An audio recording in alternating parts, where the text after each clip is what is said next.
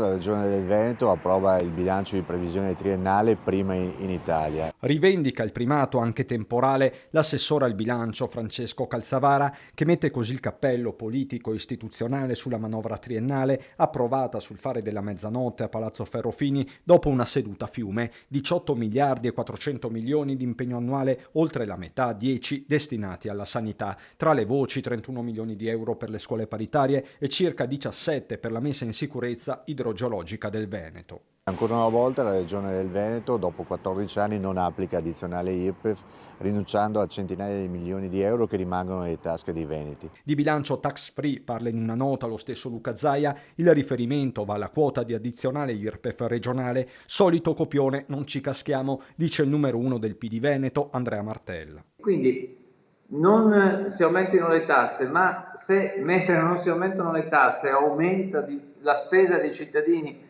per la sanità, è una specie di gioco delle tre carte. Però siccome non voglio stare in questo gioco delle tre carte, dico benissimo, non si aumentino le tasse, però la manovra che ne è emersa è una manovra abbastanza modesta. Passa il bilancio, ma resta quindi la distanza tra opposizione e maggioranza, soprattutto sul tema dei temi, quello sanitario. Uno scivolamento sempre più evidente verso il privato, una spesa per i cittadini che aumenta e una spesa per gli stanziamenti per la sanità privata in aumento, mentre il livello essenziale dell'assistenza del Veneto scivola di qualche posto.